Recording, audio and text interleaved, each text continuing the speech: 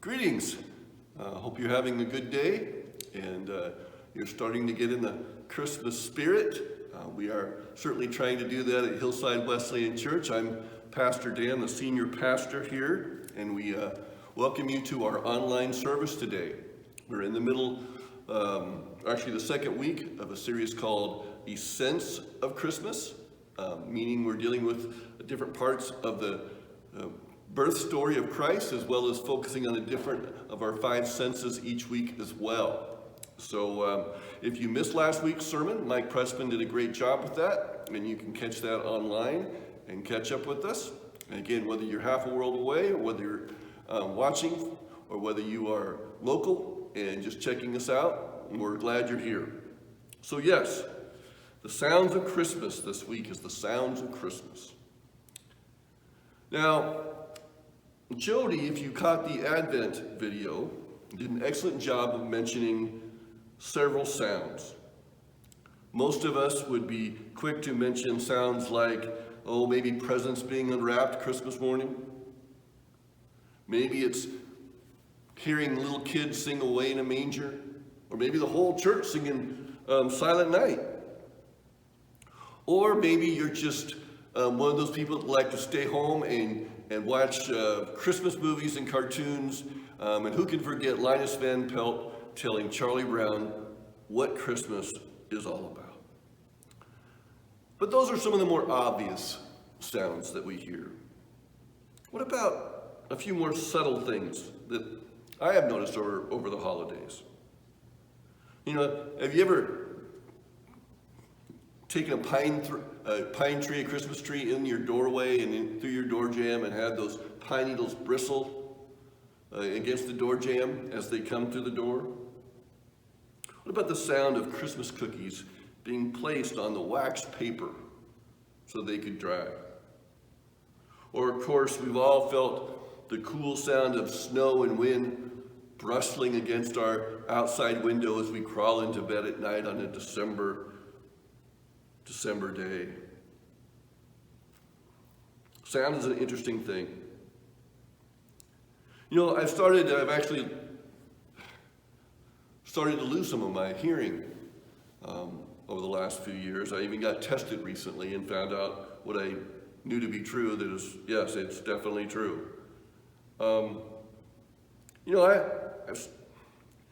Sometimes I miss things that I need to hear. Of course, other times I hear things I don't really want to hear, right? I mean, the sound of a loud muffler, or too many voices in a crowded restaurant. Our world is full of noise. Some of it we want to hear, and much of it we don't. Maybe we need selective hearing. That'd be great, right? But I know many wives who tell their husbands they already have this gift, say that their husbands have this, so maybe this is not the solution to our problems. So maybe our biggest challenge is not so much what we're hearing and what we're not, but how to respond to those things that we do hear. That's something we're going to talk about today. So yes, this is our second week in our series, A Sense of Christmas. And last week, Mike Pressman talked about John the Baptist and the sense of smell. Now, it makes sense to me that John was linked to smell, right? Because I'm guessing when John got older, he smelled a little bit like maybe Pigpen from the Peanuts cartoon. Of course, not that we really know what Pigpen smelled like, but we can imagine. So Mike told the story of John. And the Jewish people were steeped in Old Testament scripture, right? And many of them were aware of the return of Elijah that would precede the arrival of the Messiah. So when an angel appeared to Zechariah and shared the good news that his wife Elizabeth would give birth to John, they kind of understood what the angel was talking about. And when the angel appeared to Mary and then later to Joseph, they too also understood what the angel was referring to.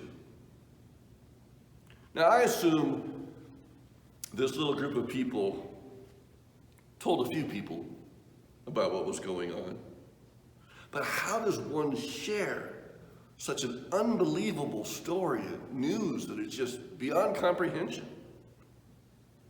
But all that changed when she gave birth to her firstborn, a son. But it wasn't Joseph and Mary that would first spread the news. Luke 2:8 says, "And there were shepherds living out in the fields nearby, keeping watch over their flocks by night." Now, if you were drafting a story or for a book or movie or something, you wouldn't cut from the Messiah being born to a group of shepherds in a field, right? Doesn't make sense. But that's what the Bible does. The shepherds were keeping watch, meaning they were making sure the sheep were protected from thieves and predators. Maybe the only sound was the constant blaring of the sheep. Meh, meh. Now that would be a sound I would get sick of. But is there significance to having sheep in this story? You know, some scholars have said maybe there were even extra sheep in the area, in the region, because of the coming Passover, and they needed the lambs for sacrifice. On one level, you could say Jesus is the sheep, because he's the sacrificial Lamb of God who would pay the price for sin. 1 Peter 1:19 says, "But with the precious blood of Christ, a lamb without blemish or defect." But on another level, we are the sheep, right? Sheep are slow, weak, foolish, nervous, fearful, helpless, and most importantly, totally dependent on their shepherd.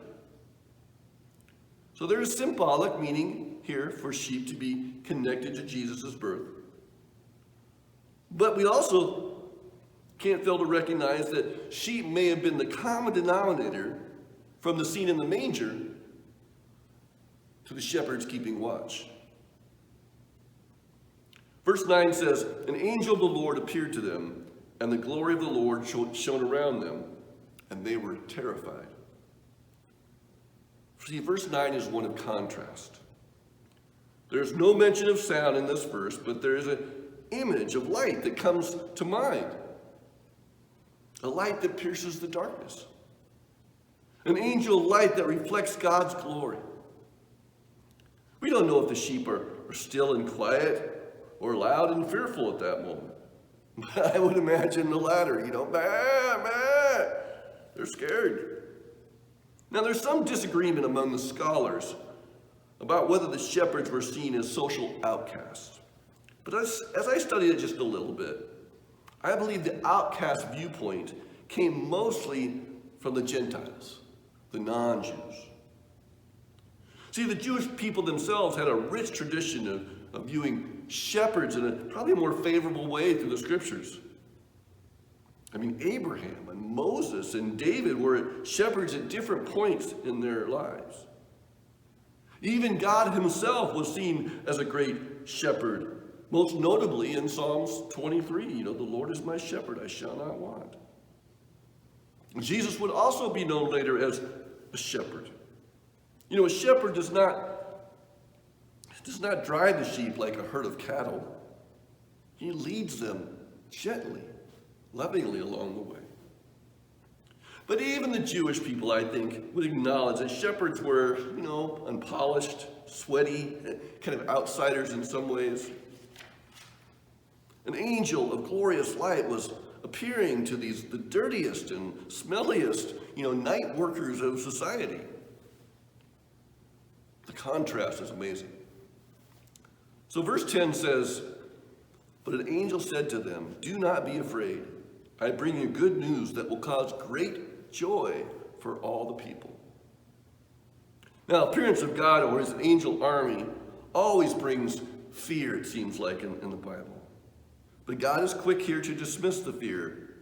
And we get our actually first sound that is actually specified in the passage. Because an angel speaks. And not only does the angel speak, but he says three important things to the shepherds. He says he calms their fear. He brings them good news. And he says this news will cause immense joy to all people. And verse 11 then says, today, in the town of David, a Savior has been born to you. He is the Messiah, the Lord. What is the great news that will cause joy to all people? A Savior. Christ the Lord is born. You know, Luke is the only book that specifically uses the word Savior for Jesus. It says so a number of times during that, early in Luke. And the word Christ it means the anointed one, you know, spoken about in the Old Testament. He was in heaven before he was now in human form. And verse 12 says, this will be a sign to you. You will find a baby wrapped in cloths and lying in a manger. Where's the Christ? Well, he is now a baby lying in a manger.